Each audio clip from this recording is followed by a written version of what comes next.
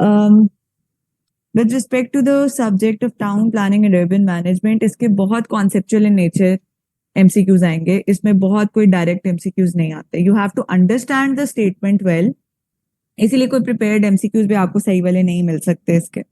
अगर आप वो गाइड बुक्स ले भी लेंगे ना, इवन देन उसमें से एक एमसीक्यू नहीं आना। I am telling you this. आना जो एमसीक्यू है इसमें कॉन्सेप्चुअल इन नेचर आना है। जो अगर किसी स्टूडेंट के कॉन्सेप्ट्स क्लियर है ना, तो इट इज लाइकली कि उसके 15 एमसीक्यूज ठीक हो सकते हैं। ठीक है, अगर कॉन्सेप्ट्स क्लियर है। अगर उसके कॉन्सेप्ट्स वेग हैं, उसको कॉन्सेप्ट्स नहीं क्लियर, तो फिर उसके 15 क्या, उसके 2-3 एमसीक्यूज भी बहुत मुश्किल से करेक्ट होंगे। ठीक है, क्योंकि उसके अंदर कॉन्सेप्चुअल क्लैरिटी इस तरह कि you have to understand the statement which is given, उसको प्रॉपरली अंडरस्टैंड करना, और जो आंसर्स उन्होंने दिए होते हैं ना, 4 या 5 ऑप्शंस, वो सारे आपस में। अब आ रही है मेरी आवाज? जो 4-5 ऑप्शंस उन्होंने दी होती है ना, वो आपस में बहुत ओवरलैपिंग तरह की होती हैं, and then you have to analyse कि कौन सी ऑप्शन इसमें से सूटेबल है। इस तरह के एमसीक्यूज होते हैं, जो मैं आप लोगों को साथ साथ क्लास में एड्रेस करी थी ना, starting from the first lecture till the last one, अभी तक जितना हमने पढ़ा है, मैंने आप लोगों को साथ साथ बताए हैं MCQs. I don't have a file of previous past papers, लेकिन 2024 के past papers I got those. और इसके अलावा आई रिमेम्बर 2023 के पास्ट पेपर्स, जो पास्ट पेपर क्वेश्चंस थे जो मेरे टाइम पे थे। उससे पहले जो पेपर्स थे 2022 के भी मैंने आप लोगों के लिए थोड़े से उसमें कंपाइल किए हैं। I will be sharing those. लेकिन 2021 से 16 से 2021 तक के पास्ट पेपर्स कहीं नहीं अवेलेबल, वो किसी को भी नहीं पता कि क्या पेपर्स हैं। ठीक है, जो एमसीक्यूज हैं वो कहीं अवेलेबल नहीं है उस तरह से। लेकिन मैं आप लोगों को बस ये बात बता रही हूँ कि you have to be conceptually clear. इस सब्जेक्ट को पढ़ने का जो जो कॉन्सेप्चुअल क्लैरिटी में स्टार्ट में भी जो लोग ऑप्ट करना चाह रहे थे सब्जेक्ट, और मुझे कहते मैं कन्विंस करूं उन्हें, मैंने उन्हें कहा कि I won't convince anyone to opt this subject, क्योंकि ये आपकी अंडरस्टैंडिंग के ऊपर डिपेंड करता है, आपकी इंटरेस्ट के ऊपर डिपेंड करता है कि आप लोग इस सब्जेक्ट को लेना, कितनी इंक्लिनेशन है आपकी। अगर आपके कॉन्सेप्ट क्लियर होंगे ना, आप लोग बहुत अच्छा पेपर अटेम्प्ट कर सकते हैं। That is what I can recommend you all, कि अपने कॉन्सेप्ट को अच्छी तरह से क्लियर करें। अगर आपको कोई एक कॉन्सेप्ट में भी वीकनेस लग रही है ना, तो वहां पे आप लोगों की पेपर में वीकनेस नजर आ रही होगी कि यहाँ पे आपका एरिया वीक है। अब आई वाज इवैल्यूएटिंग मॉक्स, तो स्टूडेंट्स ने बहुत एक्सेप्शनल आंसर्स भी दिए हैं, उन्होंने बहुत अच्छे अटेम्प्ट किए हैं। लेकिन एक स्टूडेंट ने, एक इस तरह की कॉन्सेप्चुअल क्लैरिटी की मैं बात कर रही हूँ कि मेजोरिटी को सही समझ आई, लेकिन एक स्टूडेंट को थोड़ी सी गलत समझ आई, और उनको लगा कि grid iron is the best sort of planning, और उन्होंने अपने पेपर में वो बात लिखी हुई थी। इसका मतलब उनको कॉन्सेप्चुअल क्लैरिटी नहीं है। तो ये मैं वो कॉन्सेप्चुअल क्लैरिटी की बात कर रही हूँ कि इस तरह की कॉन्सेप्चुअल क्लैरिटी के मसले नहीं होने चाहिए आप लोगों को। अब क्लियर हुई है मेरी बात? अब ये examiner will be the subject specialist. ठीक है, वो town planning and urban management का सब्जेक्ट स्पेशलिस्ट होगा, और जब वो ये बात पढ़ेगा तो वो कहेगा इस बंदे को तो कॉन्सेप्चुअल क्लैरिटी ही नहीं है, how can that person give you marks then. ये प्रॉब्लम्स आती हैं। ठीक है, वो कोई भी आपका सब्जेक्ट हो ना, उसमें उसने सब्जेक्ट स्पेशलिस्ट ने आपका पेपर चेक करना है। ऑप्शनल्स में, कंपल्सरी की मैं बात नहीं कर रही, कंपल्सरी में द सिनेरियो इज डिफरेंट।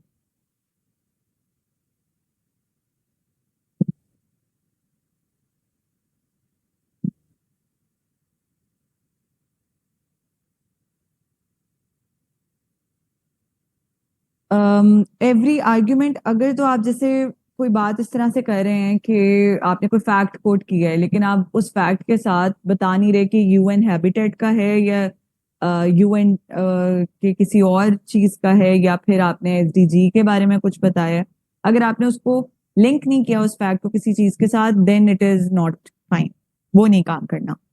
लेकिन अगर आप वैसे कोई बात कर रहे हैं तो उसको जरूरी नहीं है सब्सटैंशिएट करना। लेकिन आप लोगों को पैराग्राफ के रूल्स जो आप लोग ऐसे के लिए पढ़ते हैं ना, उसको केयरफुली अंडरस्टैंड करें, वही तकरीबन रूल्स हैं आपके हर पेपर के लिए। जिस बंदे को ऐसे सही लिखना आता है ना, वो हर पेपर को अच्छे तरीके से टैकल कर सकता है। मुझे समझ नहीं आ रही ऐसे को स्टार्ट कहाँ से करूं, प्लीज थोड़ा। आईफोन, आपका नाम क्या है?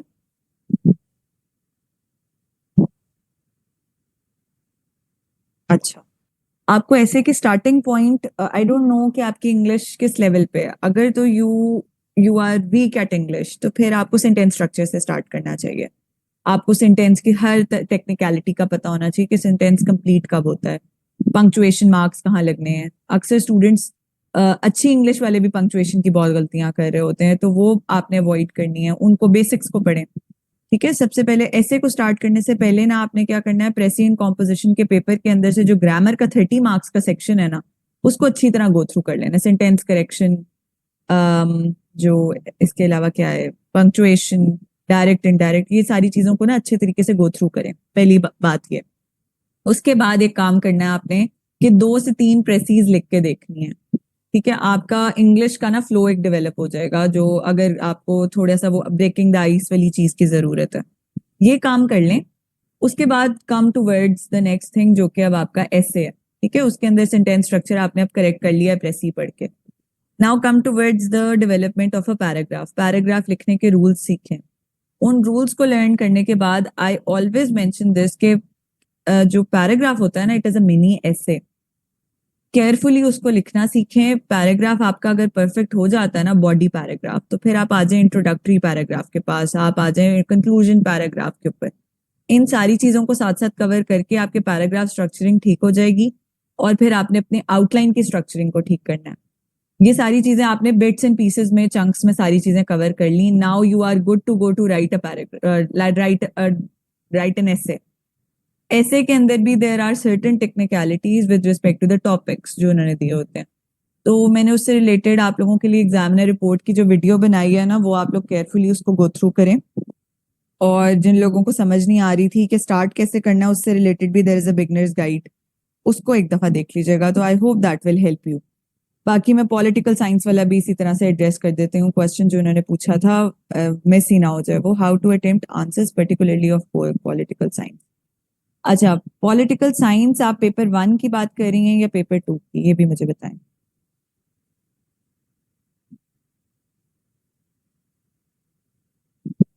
अच्छा, बोथ। पेपर 1 का तो ये है कि उसके अंदर you have to understand the philosophers well. Start paper 1 से ही करें। ठीक है, कभी भी कॉन्स्टिट्यूशंस पे डायरेक्टली ना आए। कुछ लोगों की स्ट्रैटेजी होती है कि वो ना पहले कॉन्स्टिट्यूशंस कवर करते हैं और फिर पेपर 1 को कवर कर रहे होते हैं। That is not a good idea. पहले फिलोसफर्स को प्रॉपरली कवर करें और उनको लिंक करें जो आपके वो है ना पॉलिटिकल सिस्टम्स, उनकी अप्रोचेस आपको समझ आएंगी। For example the concept of monarchy या concept of realism, how is it related to the other political philosophers related. ये जब आपको समझ आ जाएगी ना, कॉन्सेप्चुअल क्लैरिटी इसमें भी बहुत जरूरी है। अगर आपको इन चीजों की लिंकेज, इन चीजों का रिलेशनशिप समझ आ गया, जब आप नेक्स्ट पेपर पे जाएंगे ना, जहां पे आपके एप्लीकेशन है पेपर 2 में, वो आपको कॉन्स्टिट्यूशन में भी अल्टीमेटली हेल्प कर रहा होगा ना। You will be mentioning Montesquieu there. ठीक है, पेपर 2 में मॉन्टेस्क्यू को हम भूलेंगे तो नहीं, मॉन्टेस्क्यू तो वहां पे भी चलेगा। तो ये सारी चीजें होती हैं लिंकेड। तो आपने लिंकेजेस क्रिएट करनी है आंसर में, that will be the better approach. और वो ही चीज है जो आपको हेल्प करेगी अनकन्वेंशनल क्वेश्चंस में भी। पेपर जो सीएसएस का है ना, उसमें एक बात याद रखें, इसमें प्रॉब्लम आप लोगों को ये आएगी कि अनकन्वेंशनल सवाल आएंगे। ठीक है, आप लोगों को शायद पूरे जो सवाल दिए होते हैं ना, 7 सवाल हैं, उसमें से शायद एक सवाल आप लोगों को ऐसा लगे कि हाँ जी ये तो मैंने सही तरह से पढ़ा था, फुल फ्लेज आता है मुझे। बाकी जो आपने 3 अटेम्प्ट करने हैं, वो आप लोगों ने इधर उधर से अपनी जो नॉलेज है उसको गैदर ऐसे करना है वहां पे, और वहां पे ऐसे बिल्ड करना है कि आप लोगों ने दिखाना है कि हाँ जी I know this, I know what I have written, I know what I studied. आपको वहां पे अनकन्वेंशनल क्वेश्चन मिलेगा। अगर आपकी वही वाली बात है कि कॉन्सेप्ट्स क्लियर होंगे तो आप अच्छा आंसर डेवलप कर सकेंगे। ले लेते हैं बट पेपर, क्लासेस ले लेते हैं लेकिन पेपर नहीं लिखा जाता। जी बिल्कुल, ये मेरे साथ भी प्रॉब्लम थी, मैं आपको बताती हूँ अभी। अगर लिख भी लें तो टोटली गलत होता है, मीन्स के टॉपिक को की समझ आती है बट क्वेश्चन अटेम्प्ट करना नहीं आ रहा होता। You are right and this happens with most of the people, और यही फेल होने का की वजह है। प्राइमरी वजह जो मैं आप लोगों को बताऊं ना, जो मेजोरिटी फेल होती है, ऐसे में भी जो मेजोरिटी, जो 98% लोग फेल होते हैं, वो मेन रीजन ही है कि पढ़ हम सब कुछ लेते हैं। वी नो कि हाँ जी मल्टीपल बुक्स हैं, ये हमें आजकल की लेटेस्ट डेवलपमेंट्स भी पता होती हैं, करंट अफेयर्स भी बहुत अच्छे पता होते हैं, कोई एक भी अखबार हम मिस नहीं कर रहे। हम क्योंकि पढ़ने पे फोकस कर रहे हैं, we are not focusing on writing. और you know this that you have to write all those 6 days. उन 6 दिन में you don't have a break. You are starting at 9 o'clock और आप 7 बजे एग्जाम हॉल जा रहे हैं, 9 बजे आपका पेपर स्टार्ट हो रहा है और उसके बाद रिग्रेस राइटिंग आपकी चल रही है 12 बजे तक। 12:30 you will come out of the exam hall, सिर्फ सांस ही लेंगे तो वापस रिपोर्ट करने का टाइम है 1:30 बजे। So you will go back there and then you will write again. ठीक है, आप फिर से लिखना शुरू हो जाएंगे, तो you don't have a break. बाजू दर्द कर रहा होगा, टांगे दर्द कर रही होंगी, टेबल भी हार्ड है, चेयर भी हार्ड है, अब समझ नहीं आ रही कि कैसे मैनेज करें। और 6-7 दिन रेगुलरली लिखना है। और मैं आप लोगों को एक और चीज बताऊं, टाउन प्लानिंग का पेपर होता है आखिरी, सबसे लास्ट पेपर होगा आपका टाउन प्लानिंग का। उसमें आप लोगों की ना हिम्मत जवाब दे चुकी होती है। ये मुझे नहीं चीजें पता थी, ये वो वाली चीजें जो मैंने फेस की, तो मैं आप लोगों को बता रही हूँ। सो this is the last exam. सबसे एंड पे जब हिम्मत बिल्कुल खत्म हो जाती है तो ये पेपर हो रहा होता है। और इसी वजह से फिर वो जो वीकनेसेस हैं सारी, वो फिर वहां पे ही निकल रही होती है। वो काम आपने अवॉइड करना है और ज्यादा से ज्यादा रिटन प्रैक्टिस करें, एक टॉपिक को समझें, सवाल सामने रखें और उनकी बेशक अगर पूरा सवाल नहीं ना अटेम्प्ट करें तो आउटलाइन ही बना लें। आप लोगों को एटलीस्ट टॉपिक की सेगमेंटेशन का आइडिया होगा, लेकिन पूरा सवाल अटेम्प्ट करना ज्यादा बेहतर है। आई यूज टू डू दैट। मैं आउटलाइन शुरू में बनाया करती थी, फिर मुझे लगता था कि नहीं, I have to attempt the full question, तो वो बेहतर होती है चीज। फिर लेक्चर स्लाइड्स पढ़ के नोट्स बनाने और उन्हें रिवाइज कर फिर हो जाएंगे। और या नहीं, कॉन्सेप्ट इधर से आपके 100% क्लियर हो जाएंगे। अगर आपको खुद से अपने एंड पे कोई प्रॉब्लम है, जैसे मैंने अभी ग्रिड आयरन की बात बताई है, यहाँ पे मैंने लेक्चर्स के दौरान क्लैरिटी दे दी थी और आप लोगों को भी आई होप कि क्लैरिटी है। लेकिन अगर किसी के अपने एंड पे कोई एम्बिग्विटी हो तो वो फिर उसने खुद से सॉल्व करनी है या डिस्कस करनी है कि मुझे ये वाली प्रॉब्लम है, या मुझे पेपर चेक करके आइडिया होगा कि हाँ जी ये वाली प्रॉब्लम है किसी स्टूडेंट को। ठीक है, वो मुझे पेपर चेक करके पता चलेगा कि आप लोगों के कॉन्सेप्ट्स क्लियर हैं या नहीं है। तो आई होप कि आप लोगों के अभी तक जितनी चीजें हमने पढ़ी हैं उसके अंदर कोई कॉन्सेप्चुअल क्लैरिटी में इश्यूज नहीं है। कॉन्सेप्ट क्लियर होना बहुत जरूरी है और that is my task to do. अब आप लोग अपने तौर पे आर्टिकल्स पढ़ रहे हैं डॉन के, जो मैं आप लोगों से डिफरेंट वेबसाइट शेयर करी हूँ वो देख रहे हैं, अर्बन यूनिट मैंने आप लोगों को बताया वो आप देख रहे हैं। अगर आप कोई वैल्यू ऐड कर रहे हैं, कोई स्टूडेंट्स हैं वो अभी करंट डेवलपमेंट्स की कल बात कर रहे थे आप लोग, हाउसिंग स्कीम्स और ये सारी चीजें। So you are gathering data on your own now. ठीक है, अभी कॉन्फ्रेंस ऑफ पार्टीज आनी है, तब हमारे लेक्चर्स नहीं हो रहे होंगे, लेकिन you have to add value to it. Loss and damage fund है, तो अब वो अर्बन रिलेटेड किसी चीज में इंप्लीमेंट हो रहा है या नहीं हो रहा, अपने एनालिटिकल माइंड को खोलें, उसमें अप्लाई करें। ठीक है, करंट अफेयर्स की नॉलेज को यहाँ पे यूज करना है। You don't have to just ignore those current affairs and move towards any other thing. तो ये सारी चीजों को आपने इधर अप्लाई करना है। I hope you are getting my point.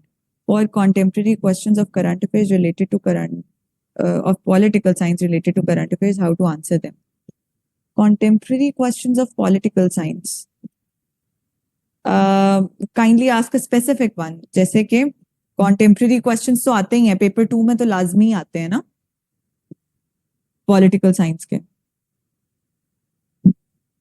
For example, Russia, Ukraine. देखिए, this is the paper of political science. You don't have to create a paper of current affairs. So what is the difference between these two? The thing is, अब मुझे नहीं पता यहाँ पे majority दूसरे subjects की बैठी हो तो उनका टाइम ना वेस्ट हो रहा हो। I am just coming to the straight to the point. वो ये है कि आप लोगों ने करना ये होता है that you have to link those political philosophies, those political theories into this Russia Ukraine conflict. I hope you are getting my point. ठीक है, जो आपकी पॉलिटिकल फिलोसफीज हैं, जो आपके पॉलिटिकल थॉट है, you have to relate it है। That is where your analytical mind will come. That is where your conceptual clarity will come. ठीक है, ये काम करना है आपने।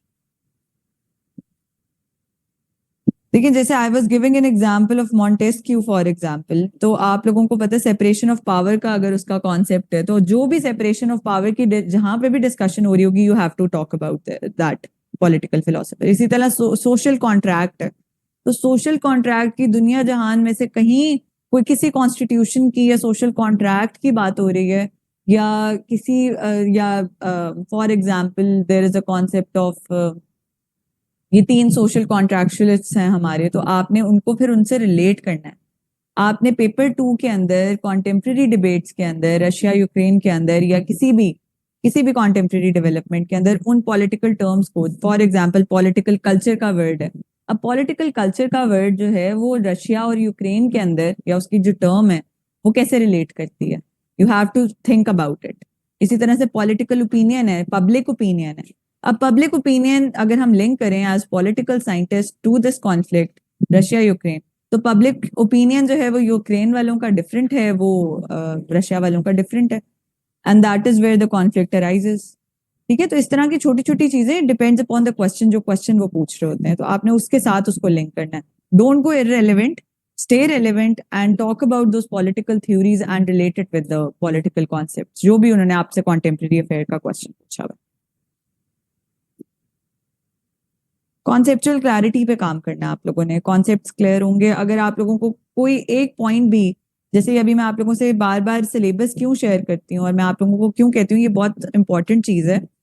अब हम लोगों ने इतने टाउन प्लानिंग में जो पढ़ी हैं चीजें, सिलेबस में एक्सप्लिसिटली मेंशन नहीं है। ऑन द अदर हैंड अगर हम इस्लामियात का सिलेबस देखें ना अपना सीएसएस का, वो इतना एक्सटेंसिव सा सिलेबस है, उसके अंदर हर एक पॉइंट उन्होंने लिखा हुआ है और उन्हीं पॉइंटर्स में से आपका पेपर आना होता है। लेकिन हमारे पास जैसे टाउन प्लानिंग का पेपर है ना, इसके अंदर आपके सिलेबस में वो बातें लिखी हुई नहीं है जो आपके पेपर में पूछ लेते हैं। वो क्यों? क्योंकि इसमें हिडन टॉपिक्स बहुत ज्यादा हैं। ठीक है, हायरार्की ऑफ सेटलमेंट में हमने कितनी मल्टीपल चीजें पढ़ी थी। इसी तरह से वो जो मैंने आप लोगों को डिफरेंट चीजें और बताई, अब इसमें उन्होंने जो रेफरेंस बुक्स हैं उन्होंने वो भी प्रॉपरली स्पेसिफाई नहीं की हुई। अक्सर बुक्स हमें मिलती ही नहीं है पाकिस्तान में कहीं। इस तरह के भी प्रॉब्लम्स हैं जो हम फेस कर रहे हैं। So these are the things which are difficult है, लेकिन ये चीजें हमें सिर्फ अनकन्वेंशनल सब्जेक्ट्स में फेस करने को मिलती हैं। बाकी जैसे पॉलिटिकल साइंस है, you can easily relate things, you can easily understand the concepts। ठीक है जी, क्लियर है यहाँ तक बातें? Can we start the lecture formally?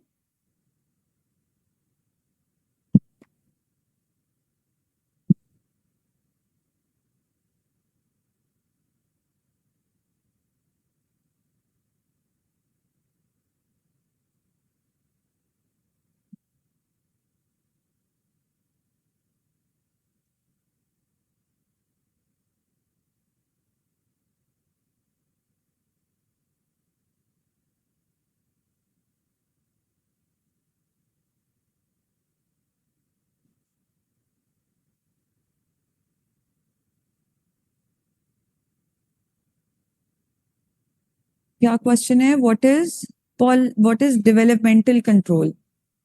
अच्छा, डेवलपमेंटल कंट्रोल जो है ना वो ये है कि this is basically related to the concept of urbanisation. ठीक है, डेवलपमेंटल कंट्रोल होगा तो ये आप लिंक करेंगे, मैं आपको यहाँ पे एक फ्लो चार्ट की फॉर्म में बता देती हूँ। देखें,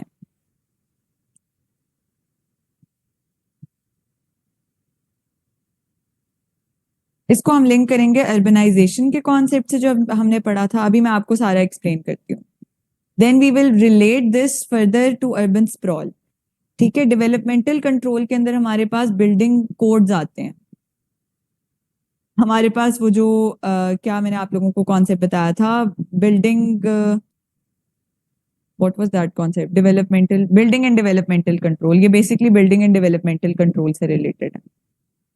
ठीक है, then we link it to the encroachments. ठीक है, फिर हम इसको लिंक करते हैं बाय लॉज से।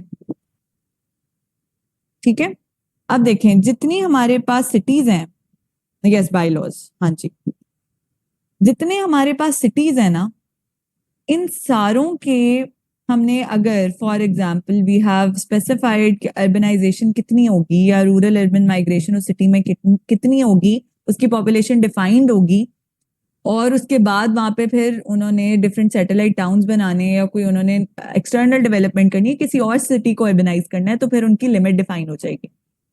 ठीक है, वो कॉम्पैक्ट सिटीज की तरफ जाएंगे, इसी तरह से वो स्मार्ट ग्रोथ की तरफ जाएंगे।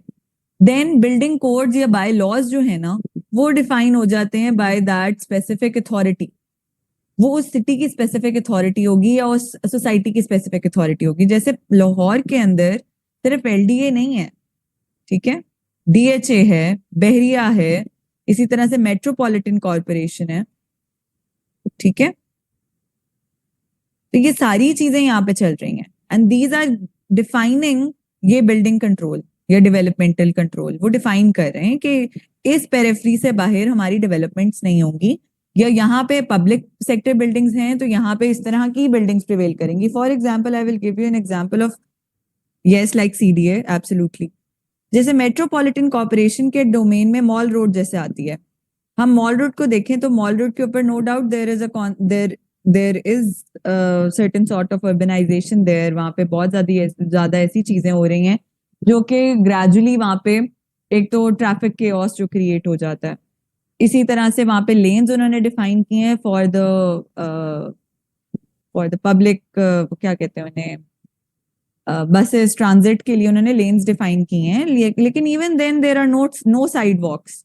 ठीक है, वहां पे ऑरेंज ट्रेन अवेलेबल है but even then there are no sidewalks. ठीक है, तो अर्बनाइजेशन के बहुत मल्टीपल इश्यूज हैं उस रोड के ऊपर भी. आती वो मेट्रोपॉलिटन की डोमेन में है तो उसको अर्बन तरीके से उसकी डेवलपमेंट कंट्रोल किया जा सकता है. डेवलपमेंट कंट्रोल में सिर्फ बिल्डिंग्स नहीं है, उसमें ट्रांसपोर्ट भी है. ठीक है, उसमें ट्रांजिट भी है, उसमें इसी तरह मल्टी मॉडल शिफ्ट जो हो जाती है, बाकी जो ट्रांसपोर्ट के मीन्स हैं वो भी हैं. ठीक है, तो ये सारी चीजें बिल्डिंग एंड डेवलपमेंटल कंट्रोल के अंदर आती हैं. I hope this makes it clear. इनको लिंक कीजिएगा बाय लॉज से. ठीक है, अर्बनाइजेशन से, ये सारी चीजों से लिंक के जाए इसकी. क्लियर है ये बात? Developmental control, building and development control clear है?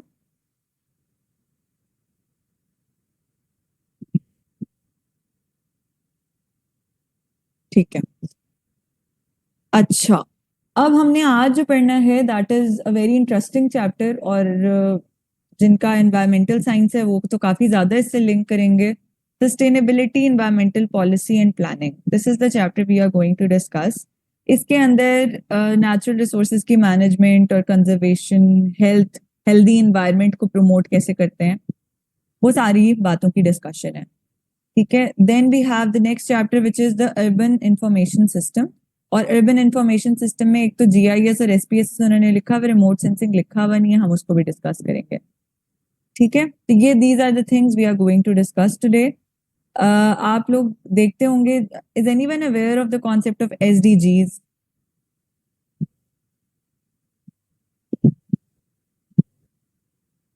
या मैंने आप लोगों को शायद बताया है या नहीं बताया, बताइएगा.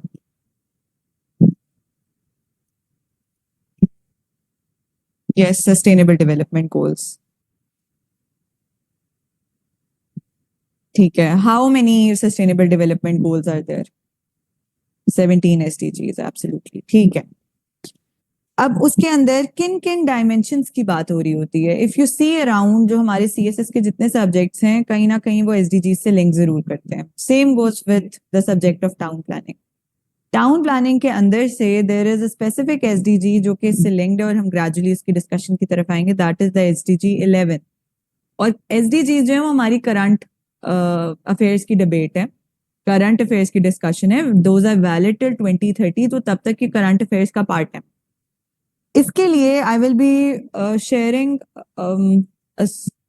एन इमेज विद यू, और वो SDGs को पाकिस्तान में जो अप्लाई हो रहे हैं, SDGs को लिंक कर रहा है with vision 2025. I shared the vision 2025 with you at the time of 5-year plan. I hope everyone remembers that.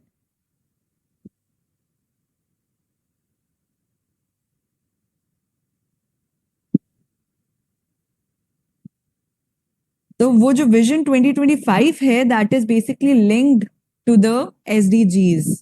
तो मैं आप लोगों के साथ एक इमेज शेयर करूंगी, that will be a flow chart, और वो आप लोगों को एक समरी देगा इस पूरी डिस्कशन की, और आप लोगों को लिंकेज बताएगा. जब भी आप लोगों से सस्टेनेबल डेवलपमेंट से रिलेटेड या SDGs से रिलेटेड या एनवायरमेंट पॉलिसी से रिलेटेड क्वेश्चन आएगा टाउन प्लानिंग के पेपर में, तो do related with that thing. ठीक है, उसको विजन 2025 से लिंक जरूर कीजिएगा, because you are appearing in 2025. That is relevant, आप लोगों से बहुत ज्यादा रेलिवेंट है.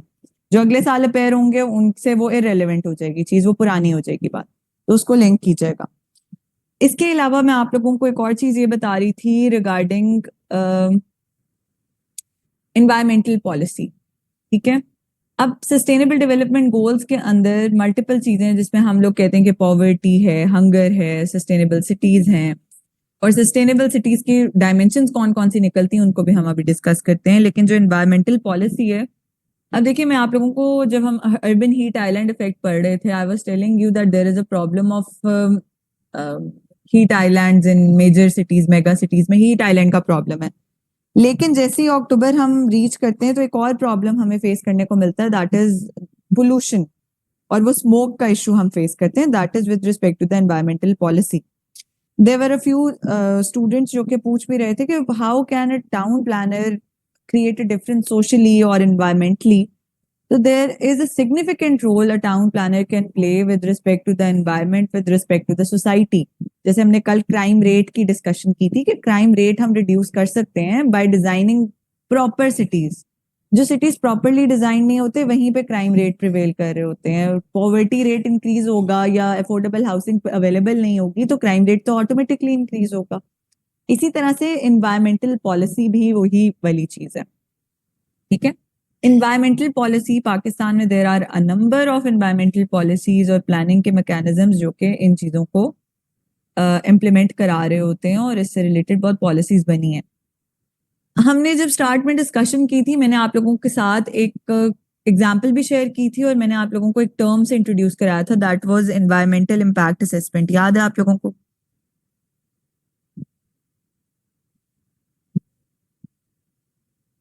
और मैंने एक एग्जाम्पल दी थी ऑरेंज ट्रेन से रिलेटेड, चुबुर्जी से रिलेटेड। आई होप कि याद है आप लोगों को एनवायरमेंटल इम्पैक्ट असेसमेंट ने क्या इन्फ्लुएंस क्रिएट किया था। That is basically an assessment जो की जाती है और उससे इवन वाटर टेबल की असेसमेंट की जाती है। वाटर टेबल होता है जो आपका अंडर द जो अर्थ है ना, जो वाटर होता है एक्यूमुलेटेड, उससे रिलेटेड भी एनालिसिस किए जाते हैं कि इसका वाटर टेबल कितना है, फाउंडेशंस कितनी देनी है। इस तरह के सारे असेसमेंट के अंदर ही ये वाली सारी चीजें हो रही थी। तो वाटर टेबल के असेसमेंट, फिर इसी तरह से मैंने आप लोगों को जैसे Chauburji as a heritage site का बताया था कि वाइब्रेशन से वो एक डैमेज क्रिएट हो सकता था। तो ये सारी चीजें जो है एनवायरमेंटल इम्पैक्ट असेसमेंट की डोमेन में आती हैं। अभी हम जो एनवायरमेंटल पॉलिसी को डिस्कस करने लगे उसमें ये वाली बातें हमने सारी इन डिटेल करनी है। अब देखिएगा यहाँ पे there is a term mentioned, environment impact assessment, जो कि इनिशियल एनवायरमेंटल एग्जामिनेशन है। अब इसके अंदर वही वाली बातें हैं जो हम बात कर चुके हैं, लेकिन just to give you a formal definition to this, it is a process used to evaluate the potential environmental consequences of proposed project, policies, programs और activities। अभी ये proposed होता है तब उस टाइम पे ये वाले environmental consequences निकाले जाते हैं, चेक किए जाते हैं कि उस प्रोजेक्ट से रिलेटेड, उस पॉलिसी से रिलेटेड लॉन्ग टर्म में क्या प्रॉब्लम्स फेस करने को मिल सकती हैं। So this is what environmental impact assessment is, ठीक है। अगर हम देखें तो पाकिस्तान में national environment impact assessment system से related there are multiple acts and ordinances, ठीक है। इसके अंदर हमारे पास एक है पाकिस्तान एनवायरमेंटल प्रोटेक्शन ऑर्डिनेंस, ठीक है। ये this was in the year 1983 and it was repealed in 1997। अब इससे रिलेटेड हमारे पास एक और बहुत इंपॉर्टेंट एक्ट है, that is the Pakistan environmental protection act 1997। अब इनके अंदर अगर हम देखें कि इम्प्लीमेंटेशंस क्या हुई थी तो हमारे पास वही वाली बात है कि we have all the policies related to environment, ठीक है, लेकिन मैनेजमेंट के इश्यूज हैं। अभी जो हम एसडीजीज की बात कर रहे थे ना, तो दीज आर द 17 एसडीजीज। जिनको नहीं पता वो इनको देख लें, उनको आइडिया हो जाएगा। कि अगर मैं आप लोगों को थोड़ा सा और एक्सप्लेन कर देती हूँ, ये वाली सारी चीजें हमारे सोशल इश्यूज हैं, ठीक है। ये सोशल इशू है, ये भी सोशल इशू है। क्वालिटी एजुकेशन, हम एजुकेशन की करंट अफेयर्स में बहुत डिस्कशन करते हैं, आउट ऑफ स्कूल चिल्ड्रन की बात करते हैं, ठीक है। 28 there are certain facts related to these. इसी तरह जेंडर इक्वालिटी, जिनका जेंडर स्टडीज रिलेटेड सब्जेक्ट है उनको एसडीजी 5 का अच्छे तरीके से पता होना चाहिए, ठीक है। इसी तरह ये डिफरेंट डिफरेंट हमारे पास पॉइंट्स हैं, लेकिन जो हमारी टाउन प्लानिंग स्पेसिफिक एसडीजी है that is SDG 11 and we will study this in detail. Sustainable cities and communities, this is the basic goal, sustainable development goal, ठीक है। जो मैं आप लोगों को कही थी ना कार्बन फ्री जोन होता है, carbon free zone is basically what is under the domain of SDGs, ठीक है। अब मैं आप लोगों के साथ एक और एग्जाम्पल शेयर करती हूँ। एसडीजी 9 कौन सा वाला? Industry, innovation and infrastructure, not that directly, लेकिन ये वाला तो हमारे पास डायरेक्टली लिंक करता है ना. इन द केस ऑफ अभी मैं आप लोगों के साथ एक एग्जांपल शेयर करती हूँ with respect to the bicycle का कॉन्सेप्ट, ट्रांजिट का कॉन्सेप्ट. अब सीएसए वालों ने, जो सिविल सर्विसेज एकेडमी है, उन्होंने एसडीजीज की इम्प्लीमेंटेशन की है वहां पे, and they are implementing that दो सस्टेनेबल डेवलपमेंट गोल्स. और वहां पे दे हैव रिस्ट्रिक्टेड कि आप गाड़ियां नहीं लेके आ सकते, you have to bring cycles. ठीक है, दिस इज अ कॉन्सेप्ट जो कि इम्प्लीमेंट होता है with respect to the sustainable development goals या फिर carbon free zone. So this is how it works. Make cities and human settlements. अब ये points देखिएगा. Inclusive, safe, resilient, sustainable. ठीक है, inclusive, safe, resilient and sustainable. ये 4 words वो वाले words हैं जो हम start से first lecture से पढ़ते आ रहे हैं. इंक्लूसिविटी किस किस डायमेंशन में बात हो रही है बताइएगा. आप लोगों की कंट्रीब्यूशन रिक्वायर्ड है, ताकि वही वाली चीज है कि आप लोगों की कॉन्सेप्चुअल क्लैरिटी चेक होनी चाहिए.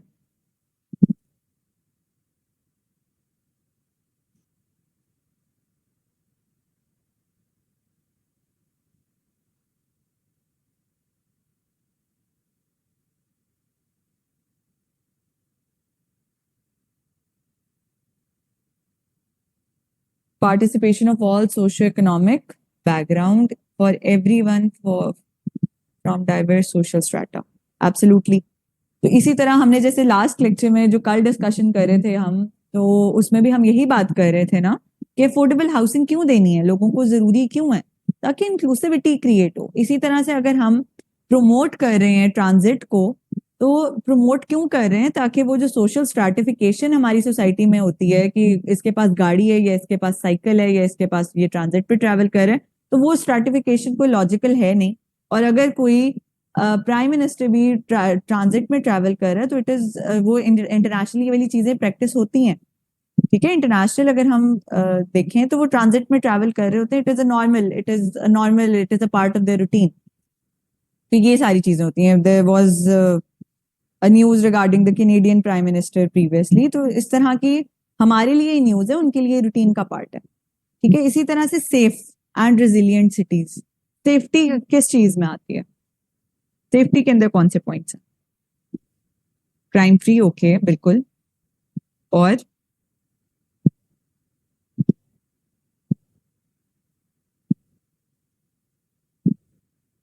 लेस पोल्यूशन, जी बिल्कुल ठीक है. This is also a point of safety. ये ह्यूमन राइट है, बेसिक ह्यूमन राइट, कि उनके पास फ्री एयर हो, एटलीस्ट वो सांस साफ लेते हो.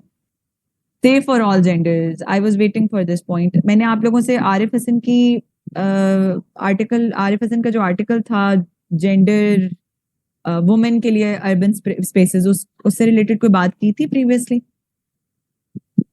बताइएगा, या पिछले बात से की थी मैंने? अच्छा, नहीं की. अभी जो आपने पॉइंट मेंशन किया है ना, gender safe for all genders, अब उसके अंदर ये है कि आरिफ हसन का आर्टिकल था प्रीवियसली इन डॉन, मुझे लिंक मिलेगा तो मैं आप लोगों के साथ शेयर कर दूंगी. उन्होंने कहा था सेफ फॉर अर्बन स्पेसेस जो हैं वो सेफ होनी चाहिए फॉर वुमेन, कि वो अगर वॉक कर रही हैं, वो साइकिल कर रही हैं, या इस तरह की उनकी कोई एक्टिविटी है, तो उनके लिए अर्बन एरियाज सेफ होने चाहिए. They are to be designed in such a way कि वो वुमेन की सेफ्टी को प्रमोट करें. तो वो एक इंपॉर्टेंट पॉइंट है. ठीक है, सेफ्टी के अंदर जितने आप लोगों ने पॉइंट्स के, those are fine. Resilient cities क्या होंगे? केस स्टडीज के ऊपर भी हमने इन पे बात की हुई है. Resilient, sustainable. आई थिंक मैंने सस्टेनेबल से रिलेटेड आप लोगों के साथ एक वीडियो भी शेयर की हुई है.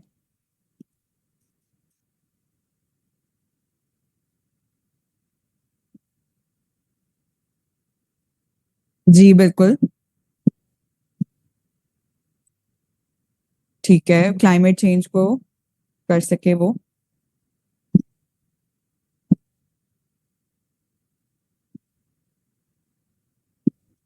यस,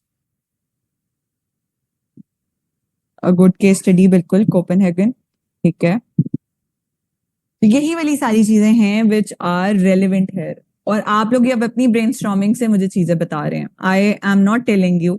और सिर्फ इन वर्ड्स को पढ़ के you are getting all those points, this is what you have to incorporate in your paper. ठीक है, वो जो एग्जामिनर कहता है ना कि क्रैम नॉलेज नहीं चाहिए, वो क्रैम नॉलेज नजर क्यों आती है, क्योंकि फिर आपने वही वाली बातें इररेलेवेंट और जो सारे कर रहे होते हैं वही की होती हैं। और जब आप लोग इस तरह की ब्रेनस्टॉर्म करके, जो आप लोगों ने मल्टीपल जगहों पे चीजें पढ़ी हैं, जो हमने थ्रू आउट द लेक्चर्स चीजें पढ़ी हैं, आप वो बता रहे हैं, तो that creates distinguishing aspect from other candidates. अब इसको थोड़ा सा मैं आप लोगों को इन डिटेल बताती हूँ।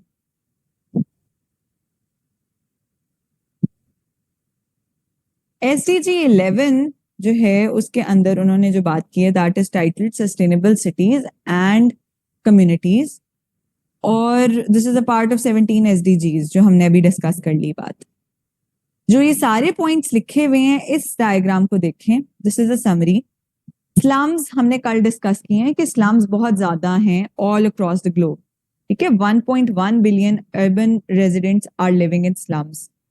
और ये आप लोग अपने पेपर में ये वाले फैक्ट्स लिख सकते हैं। ठीक है, ये SDGs के ही फैक्ट्स हैं, ये उनकी रिपोर्ट के अंदर से हैं, 2023 की रिपोर्ट के अंदर से। ठीक है, ये यहाँ पे इसका रेफरेंस लिखा हुआ है। तो ये जो फैक्ट्स यहाँ पे मेंशन्ड है, आप अपने पेपर में इसी तरह से लिख सकते हैं। और इसके अलावा एयर पोल्यूशन, जैसे अभी आप लोगों ने अभी पॉइंट्स जो आप लोग डिस्कस कर रहे थे उसमें आप लोगों ने एनवायरमेंट और क्लाइमेट चेंज, पोल्यूशन, इन चीजों से रिलेटेड बात की है। Then we have public transport. Public transport का पॉइंट अभी हमने थोड़ी देर पहले डिस्कस की है। और इसके अलावा we have the concept of वो जो आता है रिगार्डिंग एफॉरेस्टेशन। ठीक है, जो डिफॉरेस्टेशन हो रही है या उसको एक तरह से कंट्रोल करने के तरीके, सिटीज को सस्टेनेबल बनाने का तो वही तरीका होगा ना, पोल्यूशन को हमने कंट्रोल करना है।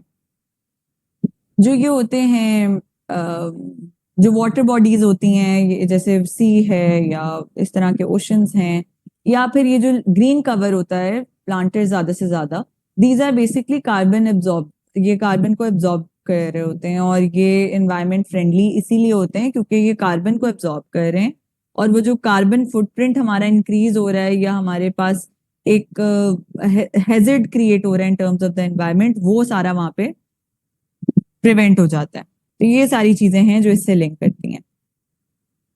अच्छा, SDG 11 सिर्फ इतनी सी बात नहीं कि SDG 11, आप लोगों के पेपर में वो अलग से भी SDG के जो अलग अलग पॉइंटर्स हैं उससे रिलेटेड भी बात पूछ सकते हैं। So you have to dig deep into it. इसको समझिएगा कि ये जो SDG 11 है उसको आगे फर्दर सब कैटेगराइज किया हुआ है। और ये अब आप लोगों को मैं फिर से बताऊंगी कि अभी तो ये मुश्किल लग रहा है ना कि इतने ज्यादा पॉइंट्स हैं। अभी जरा आप लोग इसके निमोनिक बना लें बेशक। इन्होंने 11.1 में क्या बात की हुई है, that is with respect to adequate, safe and affordable housing. Affordable housing हम पढ़ के आ चुके हैं। ठीक है, इसके अंदर जो भी पॉइंट्स होंगे वो उन्हीं अफोर्डेबल हाउसिंग वाले पॉइंट्स होंगे जो आप लोगों ने किया। उन्होंने आपको ट्रिक करने के लिए, मुश्किल डालने के लिए SDG 11.1 कहना है, उन्होंने ये बात नहीं बतानी। So you have to remember this thing कि किसकी बात हो रही है। इसी तरह से 11.2 के अंदर वो कह रहे हैं safe, affordable, accessible and sustainable transport system. इसके अंदर वो हाउसिंग की बात कर रहे हैं, इसमें ट्रांसपोर्ट की बात कर रहे हैं। And we have studied transport and transport related things extensively previously.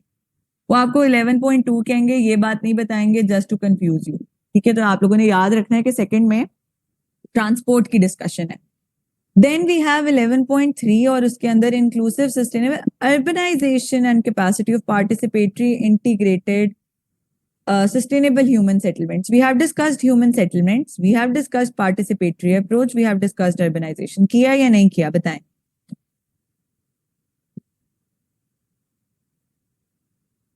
अगर आप लोगों से क्वेश्चन आता है 11.1 का, 11.2 का, 11.3 का, और आपको ये बात नहीं पता, तब ये आप लोगों के लिए बहुत मुश्किल सवाल है। लेकिन अगर आप लोगों को इसका कॉन्टेक्स्ट पता है तो आप हाउसिंग के ऊपर भी बहुत डिस्कशन कर सकते हैं, आप ट्रांसपोर्ट पे भी कर सकते हैं, और आप इन चीजों पे भी बात बहुत अच्छे तरीके से कर सकते हैं। मेरी आवाज सबको क्लियर है?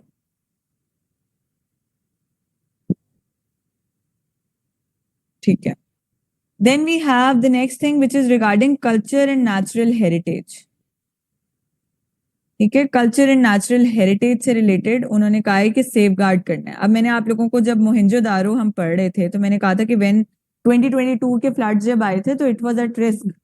उसको एट रिस्क कंसिडर कर रहे थे कि वो यूनेस्को वर्ल्ड हेरिटेज साइट से उसको बाहर कर देंगे क्योंकि फ्लड्स की वजह से वो बहुत डिटीरियोरेट हो रहा था। ठीक है, तो ये सारी चीजें एसडीजीज के पार्ट में आती हैं।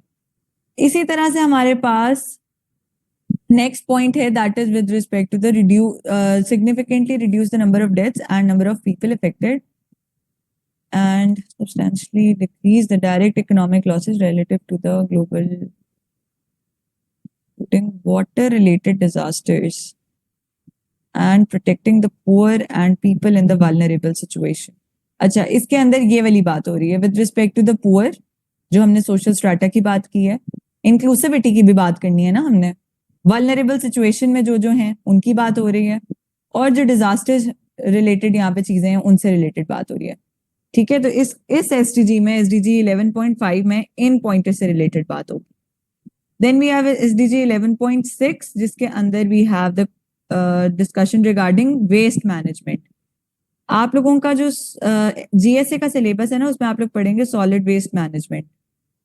ठीक है, उसको यहाँ पे जरूर लिंक कीजिएगा, जब आप लोग वो पढ़ें तो उसको टाउन प्लानिंग के पार्ट में ऐड कर दीजिएगा। एक और चीज मैं आप लोगों को उससे रिलेटेड केस स्टडी बताऊं, that is with respect to the solid waste management plan for Faisalabad. ये अर्बन यूनिट ने दिया था, इससे रिलेटेड एक रिसर्च भी, I will be sharing that with you. तो फैसलाबाद का सॉलिड वेस्ट विच वन, क्या चीज, जीएसए से जो लिंक करना है, case study of Faisalabad. Faisalabad का solid waste management plan urban unit ने दिया था, ये नोट कर लें। ठीक है, और जब आपने सॉलिड वेस्ट मैनेजमेंट जीएसए के लिए पढ़ना है ना, बेसिक कॉन्टेक्स्ट वही रहेगा, चेंज वो नहीं होगा, उसको इसमें इनकॉर्पोरेट कर लीजिएगा। लेकिन आपने केस स्टडी किसकी ऐड करनी है, फैसलाबाद अर्बन यूनिट वाली। मैं आप लोगों के साथ उसका ना एक पेज है सिर्फ, वो मैं आप लोगों के साथ शेयर करूंगी, उसको एक दफा गो थ्रू कीजिएगा। इतना डिटेल में आप लोगों को नहीं पता होना चाहिए, बस आप लोगों को उसकी मेन कॉन्टेक्स्ट पता होना चाहिए कि ये चीज इंप्लीमेंट हुई है पाकिस्तान के अंदर भी। Then we have 11.7 जिसके अंदर green public spaces, accessible, inclusive, safe spaces और फॉर वुमेन एंड चिल्ड्रन, जो मैंने अभी आरिफ हसन की एग्जांपल दी वो। ठीक है, डिसेबिलिटीज को भी हमने इसमें इनकॉर्पोरेट करना है क्योंकि इंक्लूसिविटी क्रिएट करनी है। इसके अलावा ए बी सी में उन्होंने आगे फर्दर कैटेगराइज किया हुआ, जिसमें urban, peri urban, rural areas. I hope कि आप लोगों को इसमें से कोई टर्म मुश्किल नहीं लग रही, अगर लग रही है तो मुझे बताएं। ये सारी फेमिलियर टर्म्स हैं, आप लोगों ने ये सब पढ़ा है।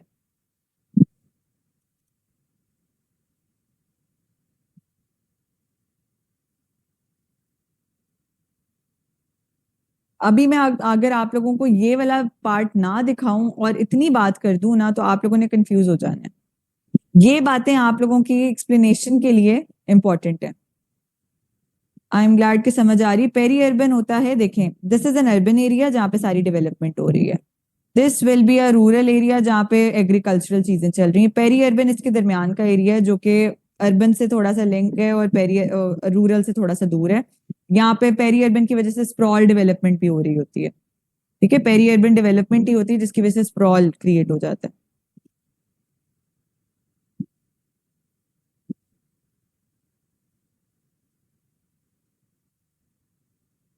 जो मैंने साथ साथ पॉइंट्स बताए हैं उनको भी नोट कर लें इसके अंदर।